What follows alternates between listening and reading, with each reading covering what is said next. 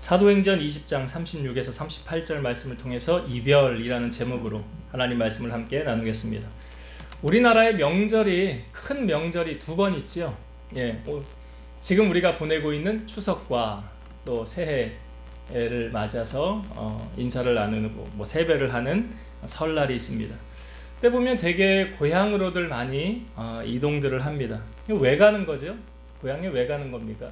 여러 가지 이유가 있을 수 있어요. 그렇죠? 근데 제가 생각하는 가장 큰 이유는 보고 싶어서 가는 게 아닌가, 만나고 싶어서 가는 것이 아닌가.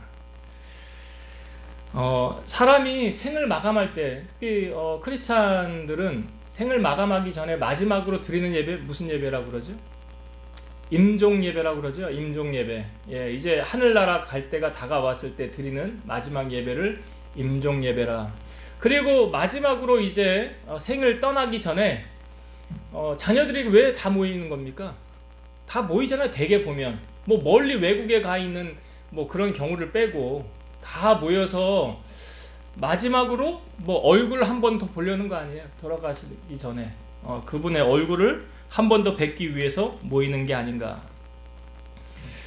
우리가 사도행전 20장 이제 오늘 마지막 절까지 살펴보았는데요. 사도행전 20장은 사도 바울이 빨리 예루살렘으로 돌아가려는 그 과정 속에서 에베소에 있는 교회 장로들을 청하는 거예요. 왜 청하는 겁니까? 지금 사도 바울이 지금 에베소로 가지도 않았어요. 밀레도라는 45km 정도 거리 떨어진 그곳에서 에베소 교회 장로들을 청하는 거예요.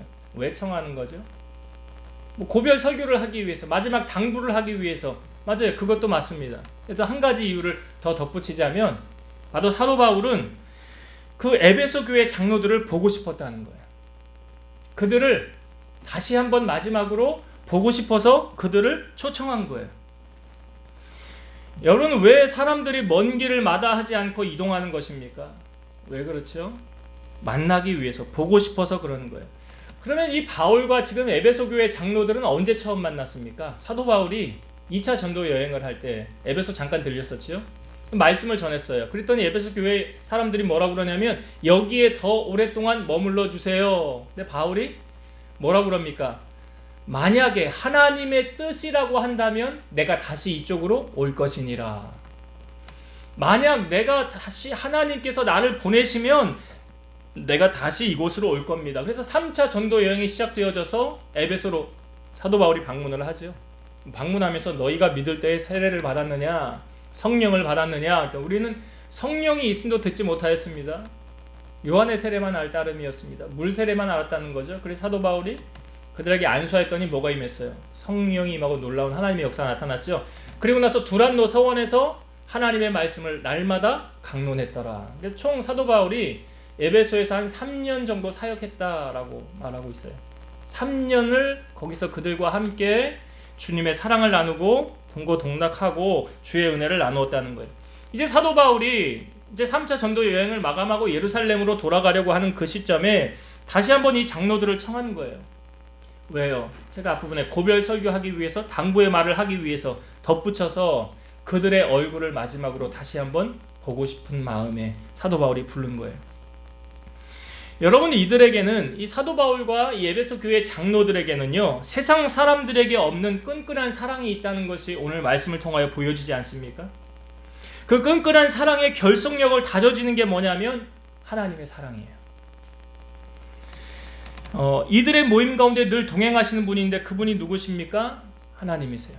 주님이 주인 되어져서 그들과 함께 동행하고 있다는 것을 성경 우리에게 너무나 많이 보여주고 있죠. 성령님의 역사가 나타나고.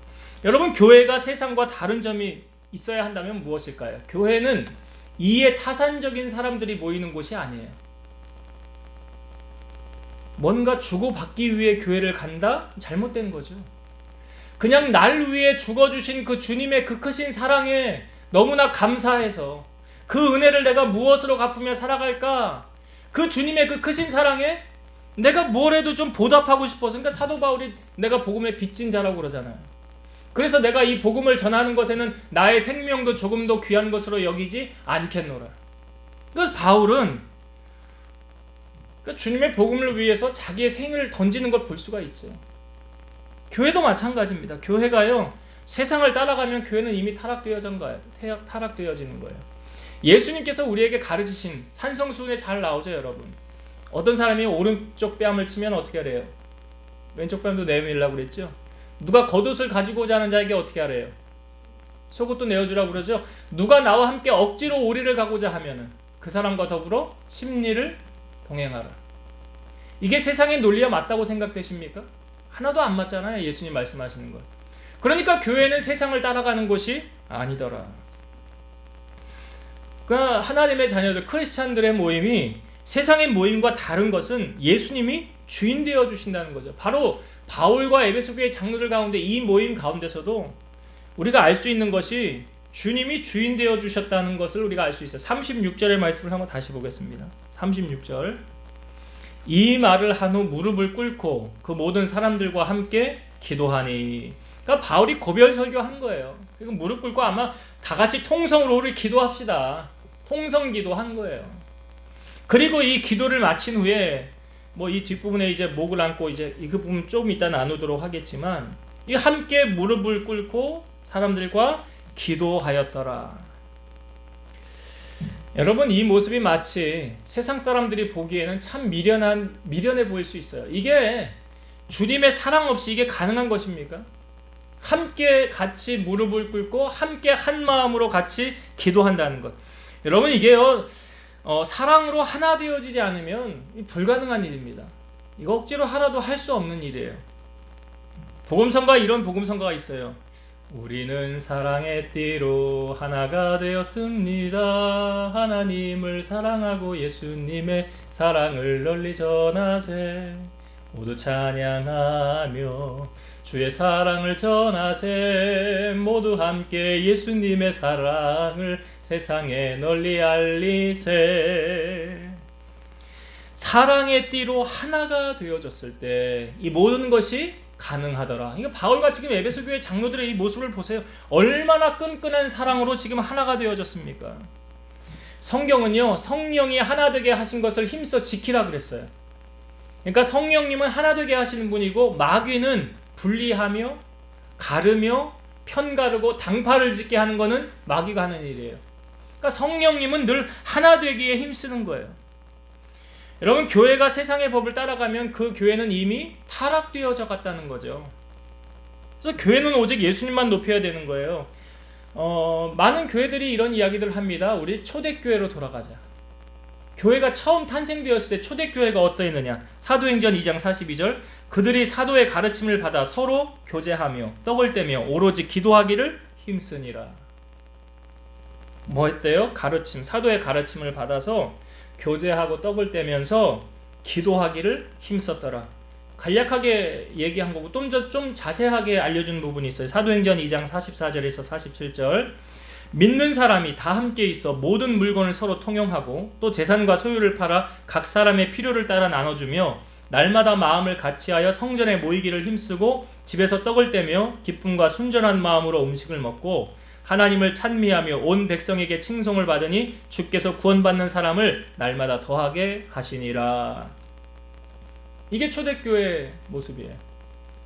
서로 물건을 통용하고 또 필요를 따라 나눠주고 날마다 마음을 같이해서 성전에 모이기를 힘썼더라. 그래서 말세가 될수록 성경도 말하죠. 모이기를 패하는 어떤 사람들의 습관과 같이 하지 말고 오직 권하여 그날이 가까이 오물 볼수록, 그날이 무슨 날이에요?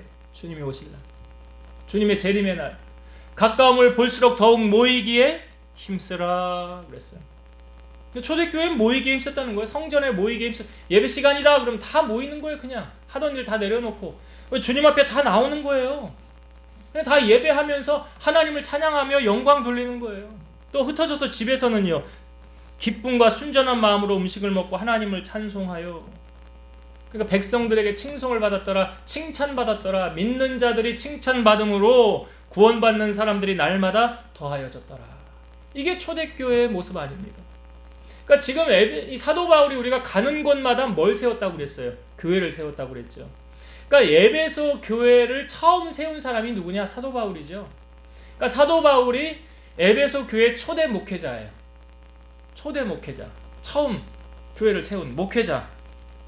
사도 바울이 초대 담임 목사고 그 에베소 교회 장로들은 그 교회 중직자들 아닙니까?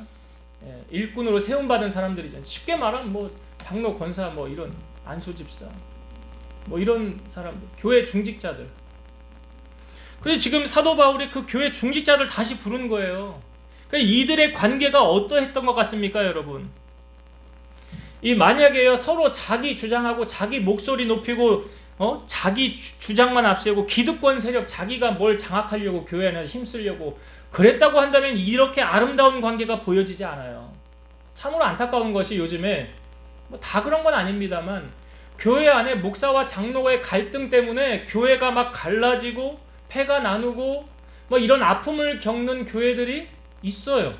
있으면 안 되는데 있다는 거죠. 참 마음 아픈 일 아닙니까? 그 주님이 얼마나 마음 아파하시겠어요, 교회를 보면서. 근데 지금 이 바울과 에베소 교회 장로들 가운데 그런 것들이 보입니까? 저는 그런 걸 찾아볼 수가 없어요. 오늘 37절을 한번 보세요. 이들이 다 기도한 후에 어떻게 되었느냐. 37절 봅니다. 다 크게 울며 바울의 목을 안고 입을 맞추고. 다 크게 울면서 바울의 목을 안고 입을 맞추고 다시 그 얼굴을 보지 못하리라 한 말 때문에 그 말로 말미암아 더욱 근심하며 배에까지 그를 전송했더라. 현대 성경에 보면 애가 탔더라 이렇게 표현하고 있어요. 에베소 교회 장로들이 바울을 다시 못 본다는 것으로 말미암아 애가 탔더라. 나 사도 바울 다시 보고 싶은데 다시 못 보니까 다시 못 본다고 하니 이 얼마나 보고 싶은데 못 보는 이 마음이 얼마나 아플까요? 우리 며칠 전에 명절에 우리 김선호 권사님이 손주의 아들, 우리 권사님이 증조 할머니 되는데 다녀갔대요. 근데 권사님을 이렇게 다녀간 다음에 제가 그 다음날 뵀더니 권사님이 얼굴에 그냥 웃음꽃이 활짝 폈어요. 그 손자가 와가지고 자기 사랑한다고 그러고 뭐 스킨십도 하고 안아주고 막 이러니까 우리 권사님이 그냥 기분이 좋아가지고 그 다음날 보니까 그냥 웃음꽃이 펴가지고 막 나한테 이야기를 하는 거예요. 그렇게. 근데 만약에 다시는 못 본다고 생각해 보세요. 내가 그 손주를 다시는 못 봐. 그 아들을 다시는 못 봐. 지금 에베소 교회 장로들이 사도 바울을 다시는 못 본다고 하니까 그 얼굴을 감싸 알고 서로 목을 안고 입 맞추고 그 이별이라는 것이 참 힘든 것 같아요. 여러분 피 한 방울 안 섞인 사람들 아닙니까? 에베소 교회 장로들하고 사도 바울하고 뭐 피 한 방울이라도 섞였나요? 피 한 방울 안 섞였어요. 눈물이 아무 때나 나옵니까, 여러분? 그렇지 않더라고요. 이게 마음이 움직이지 않으면 눈물 한 방울도 안 나와요. 경험해 보셨잖아요. 마음이 움직여야 눈물이 나오는 거예요. 그러니까 지금 바울과 에베소 교회 장로들이 우리가 이 말씀을 통하여 짐작할 수 있잖아요. 이들의 관계가 어떠했는가. 정말 끈끈하구나. 야, 서로 목숨까지도 내어줄 수 있는 이런 끈끈한 관계가 되었구나. 제가 이번 코로나를 지나면서 2주 동안 자가격리를 해야 됐어요. 밖을 못 나가지 말라는 거예요. 법이 그렇다는 거예요. 따라야죠. 어떻게 할 수가 없잖아요. 그래서 우리가 교회 나와서 예배 못 드렸잖아요. 예배 드리고 싶어도. 집에서 영상으로 예배를 드렸는데 제가 코로나 기간을 보내면서 한 2주 동안 이렇게 이런저런 여러 많은 생각을 하게 됐어요. 그러면서 한 2주 동안 우리 교회 교인들이 참 나를 많이 사랑하는구나. 참 나를 많이 생각하는구나. 하는 걸 생각하게 됐어요. 얼마나 많이 기도해줄까. 뿐만 아니라 뭐 이렇게 집 앞에다가 뭐 반찬 놓고 가시는 분들, 뭐 배달해서 주시는 분들, 과일 사다 주시는 분들, 뭐 나가서 장도 못 보고 그러니까 뭐 요즘 배달도 다 되긴 하니까 직접 와서 얼굴을 못 보지만 이렇게 문 앞에 뭐 놓고 갈게요 하고 그냥 얼굴도 못 보고 그냥 가는 분들. 제가 그런 걸 바라보면서 참 부족한 종이 사랑을 참 많이 입고 있구나. 사랑을 참 많이 받고 있구나. 근데 여러분 이 사랑이 일방적인 사랑은 아니잖아요. 한쪽만 일방적으로 사랑합니까? 지금 우리 바울과 이 에베소 교회 장로들의 모습 속에서 일방적인 한쪽의 사랑이라면 이렇게 될 수 없어요. 서로 사랑하는 거예요. 서로 주의 은혜를 나누는 거예요. 그러니까 이 관계가 되어지는 거예요. 여러분 가장 큰 사랑을 주님은 우리에게 뭐라고 말씀하셨습니까? 사람이 친구를 위하여 자기의 목숨을 버리며 이보다 더 큰 사랑이 없느니라. 생명까지 내어줄 수 있는 사랑을 한다고 한다면 그 사람은 가장 큰 사랑을 하고 있는 사람이에요. 지금 에베소 교회 장로들과 바울의 모습 가운데 그런 아름다운 모습이 보이지 않습니까? 다시는 얼굴 못 본다고 하니까 거기서 그냥 대성통곡을 하는 거예요. 대성통곡. 저는 살면서 이별이라는 것이 참 마음이 아프다라고 생각을 해요. 마음이 아프다. 우리야 이렇게 이 땅에서의 생애가 끝나면 하나님의 나라가 또 기다리고 있긴 하지만, 영원한 끝은 아니지만, 그래도 육신을 가지고 우리가 살고 있는 이상, 저는 연애하는 분들에게 이러한 권면을 꼭 해주고 싶어요. 두 분들이 연애할 때 한번 헤어져 봐라. 아니, 연애하는데 왜 헤어지라고 하냐고요? 연애하는 사람들은 한번 헤어져 봐야 돼요. 한번 헤어져서 내가 이 사람 없으면 못 살겠다. 내가 하루가 지옥 같다. 나 이 사람 없이는 내 인생 안 될 것 같다. 그럼 다시 만나라. 그러나 이 사람 없이도 잘 산다? 그럼 뭐에 결혼합니까? 여러분, 결혼이라는 게 구석이 아니잖아요. 결혼이 구석입니까? 구석이 아니잖아요. 헤어지기 싫으니까 같이 사는 게 결혼이에요. 의미를 아셔야 돼요. 결혼은 구석 끝나는 게 아니에요. 내가 이 사람과 함께 평생을 이제 나 헤어지기 싫으니까 나 이 사람과 함께 해야 되겠다. 그래서 이별 연습해보라는 거예요. 연애해서 헤어져 봤는데도 별 감흥이 없다. 난 이 사람 없어도 살아갈 것 같다. 그러면 결혼하지 마세요. 왜 결혼합니까? 이 사람 없이는 안 되는 거예요. 그럼 결혼하라는 거예요. 여러분, 우리가 누구와 함께 결혼했습니까? 신랑 신부를 말하는 게 아니죠. 예수님과 함께 우리 결혼한 사람들 아니에요? 주님이 신랑이고 우리가 신부 아닙니까? 주님 없이 못 산다고 하는 사람은, 주님 없이 못 산다고, 나 주님 없이 하루도 못 살아요 하는 사람은 주님 따라가겠죠. 주님 말씀 순종하겠죠. 주님이 시키는 거 따라 하겠죠. 그리고 주님과 가까이 더불어 살라고 하겠죠. 그러나 반면 나 주님 없이도 잘 살아요, 주님 없어도 아무 문제 없어요 하는 사람은 주님이 신랑이 아니죠.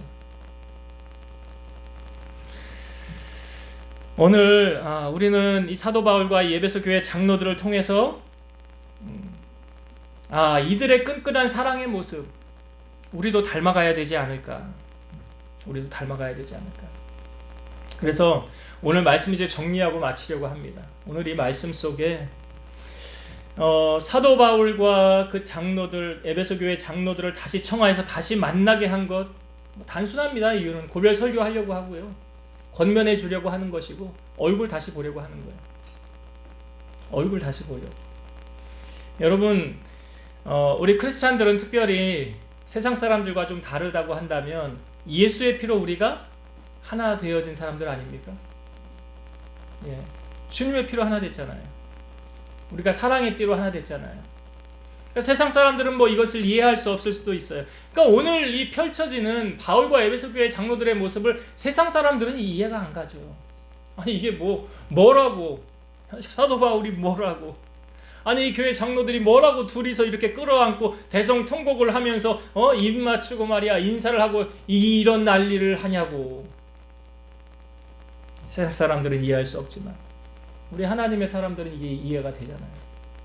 주님 안에서 한 형제 자매 되어졌습니다. 한 형제 자매가 되어져서 주님의 교회를 아름답게 섬기는 이 모습을 바라보면 우리들 또한 이 모습을 닮아가야 되지 않을까. 이 모습 닮아가야지. 그래서 목회자와 성도들 간의 이런 아름다운 사랑의 관계, 이런 끈끈한 사랑의 관계, 이게 돼야 이 은혜가 되어지는 거 아닙니까? 이게 없다고 한다면 참 신앙생활하기 힘들 것 같아요. 그래서 오늘 이 사랑을 우리가 함께 나누길 원하고요. 그리고 여기 이제 다시 얼굴을 보지 못하는 이 이별의 아픔이 있지만, 사실 사도 바울은 그의 생의 마지막을 다하고 자기가 참수형을 당하러 갈 때 그 얼굴이 천사의 얼굴과 같이 빛이 났더라 그래. 아니, 이제 죽으러 가는 사람이 그것은 사도 바울이 하나님의 나라를 보고 왔다고 그랬잖아요. 자기가 이미 체험하고 온 그곳을 이제 주님 품으로 가는 거니까. 우리가 이 땅에서의 이별이 영원한 것이 아니라, 물론 힘들 수는 있지만 그 이별 뒤에 영원한 하나님의 나라가 있다라는 사실을 기억하면서 하나님의 나라에 소망을 두고 믿음으로 살아가는 우리 성도님들 다 되시기를 주의 이름으로 축원드립니다. 기도하시겠습니다. 살아계셔서 역사하시는 하나님, 많은 사람들의 만남이 있지만 특별히 하나님 안에서의 크리스찬의 만남은 주님께서 허락해 주시고 또한 주님이 주인으로 함께 하시는 모임인 줄로 믿습니다. 그래서 예수의 피로 한 형제자매가 되어진 줄로 믿사오니 서로 사랑하고 위하고 격려하며 하나님 나라를 아름답게 세워나갈 수 있는 우리 성도들과 제가 오늘 바울을 통하여 에베소 교회 장로들과 이런 끈끈한 사랑의 모습이 우리 교회의 모습이 되게 하시고 우리 성도들의 모습이 되게 하여 주시옵소서. 다시는 바울을 볼 수 없다는 이 이별의 아픔이 그들로 많이 힘들게 하였지만 우리의 이별이 영원한 것이 아니라 다시금 하나님의 나라에서 우리가 다시 다 만날 것을 기대하고 소망하면서 이 땅 가운데 승리하며 살아갈 수 있도록 도와 주옵소서. 예수님 이름으로 감사하며 기도드리옵나이다. 아멘.